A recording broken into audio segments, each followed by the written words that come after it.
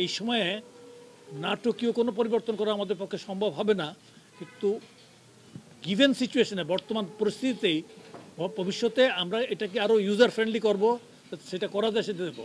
আর যেটা বলেছেন আমরা, এটা কিন্তু দাম যেটা আছে, যে দামে কৃষক থেকে কেনা হয়, মিলগুলি যে দামে কিনছে, কেনার পরে তারা ধান থেকে চালের কনভার্সন রেট যে দেখায়, পাশাপাশি মিলগুলি কিন্তু অন্যভাবেও তাদের লাভ করার সুযোগ আছে।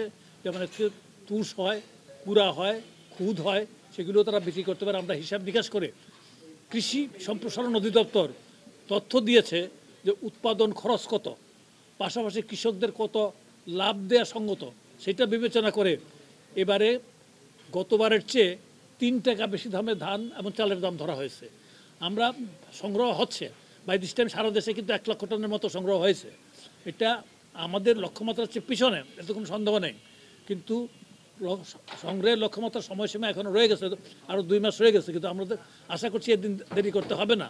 এর আগেই আমরা আশা করতেছি যে যথাযথভাবে সাফল্য অর্জিত হবে। দিন বাড়ছে, যেটা হু করে বাড়ছে, শোনেন, আপনার ধান চালের দাম, আপনি কিন্তু কৃষকের জিনিসটা একটু লক্ষ্য রাখতে হবে। কৃষককেও কিন্তু মার্কেটে কিন্তু বাজার করতে হয়, তার কিন্তু সকল জিনিস করতে হয়, এবং আন্তর্জাতিক বাজারের সাথেও অন্য জিনিসগুলির দাম, যেমন সয়াবিন বা ওইগুলি কিন্তু আমাদের দেশে উৎপাদিত হয় না, এগুলি আনতে হয়। তো ক্ষেত্রে কৃষককে লাভ করার জন্য কিছু করতে হয়। আর মার্কেটে কিন্তু আমরা সরকার নির্ধারিত মূল্যে খাদ্য কিন্তু আমরা পাচ্ছি। আমরা আশা করছি আমরা যেটুকু টার্গেট আছে সেটা আমরা পাবো। এবং এটাকে এখন পর্যন্ত কিন্তু যত ধরনের খাদ্য আছে, ধান চালের মূল্য যাতে সহনশীল পর্যায়ে থাকে, সরকার সকল ব্যবস্থা নিয়ে যাবে। এর ব্যাপারে কোনো রকম করবে না, সহনশীল পর্যায়ে রাখার।